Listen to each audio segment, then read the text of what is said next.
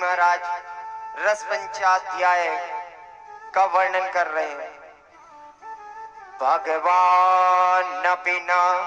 भगवान पीतरात्रि शरदोत्फुल्ल मल्लिका वीक्षरन्तुं मनश्चक्रे योगमायामुपाश्रितः। अब भगवान शरद पूर्णिमा की रात्रि में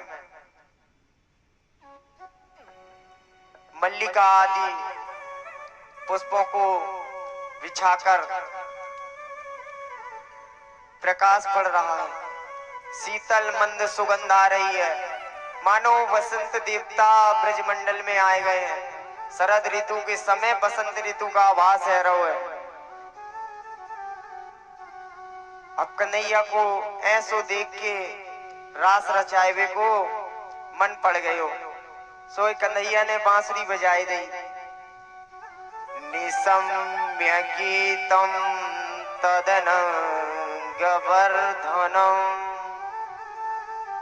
ब्रज स्त्रियः कृष्ण गृहीतमानसः अजमुरन्योन्यमलक्षित्योद्यम ययत्र कान्तो जवलोलकुण्डला। अब ठाकुर जी प्रेम का वर्धन करके, प्रेम का वर्धन करने वाली मुरली बजाए तो गोपियों का चित्त सहज ही ठाकुर जी के पास पहुंच गया। गोपियां जिस अवस्था में हैं उसी अवस्था में ठाकुर जी के सन्मुख आए गए। अब कुछ गोपियां दूध दोहने जा रही तो दूध दोहनी छोड़ के भागी भागी चली आई। कुछ गोपियां अपने लालन को दूध पिला रही हैं तो अपने लालन को छोड़ के आए गई। कुछ गोपियां अपने पति की सेवा में लगी हुई हैं तो अपने पति को छोड़ के आए गई। और एक गोपी गाय को चारण डालने जा रही थी। जैसे ही बांसुरी की आवाज सुनी तो ससुर जी ने भोजन मंगायो तो भोजन की थाल गायन के पास रख दी और भूषण को ससुर जी के पास रख के भागी। अब कुछ गोपियां श्रृंगार कर रही हैं तो काजल को ओठन में लगाए लियो और लाली को आंखन में लगाए लियो। अब जैसे जो पे आपे बने वैसे वैसे आए गई जी के पास सबसे पहले पहुंच गई। अब जब सब गोपियां एकत्रित हो गई तो गोपियों का ठाकुर जी स्वागत कर रहे हैं। स्वागतम वो महाभागः प्रियं किं करवाणि वा प्रजस्यानामयं कश्चित् प्रोतागमन कारणम्। भगवान कह रहे हैं आओ आओ महाभागो, गोपियों आप कैसे हो, कहिए कैसे हो, कैसे आना हुआ और घर में सब कुशल है। ठाकुर जी ने कहा कैसे आए वे भयो।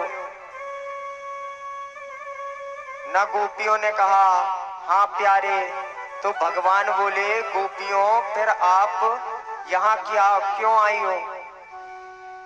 राजन्य सा घोर रूपा घोर सत्वानिभिसेविता प्रतियात प्रजम नेह स्थेयं स्त्रीभिः सुमध्यमा।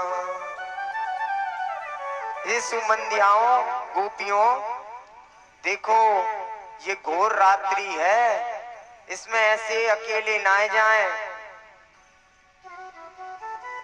अच्छा तुम यहाँ की सुंदरता देखने आई हो, देखने काजे आई हो, ब्रजमंडल की सुंदरता देखने काजे आई हो।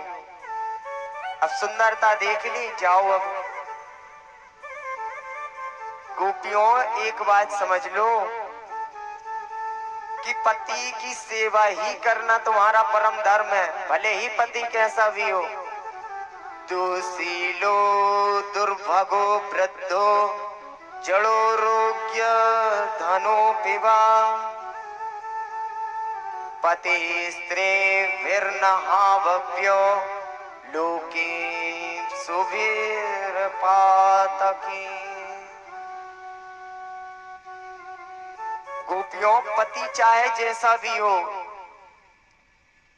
क्रोधी हो, भय बुद्धि वाला हो, रोगी हो, वृद्ध हो,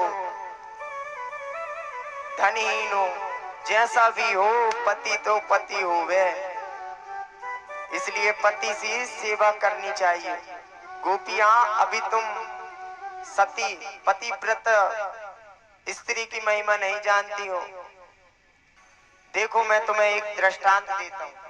अब ठाकुर जी पतिव्रत स्त्री का दृष्टांत दे रही हैं। एक नगर में बहुत ही पतिव्रता स्त्री थी। एक बार उसके पति उसकी गोद में लेटे हुए थे तो निंदा आ गई, तो वे सोवे लग गए। अब वाको छोरो अग्नि की ओर जा रहे हुए, तो वो गोपी ने सोचो कि मेरो छोरो तो अग्नि में गिर जाएगो, वो तो मर जाएगो, और पति गोद में लेटे हैं, इनकी निंदा भंग करने पर मुझे पतिव्रत धर्म दूषित हो जाएगा।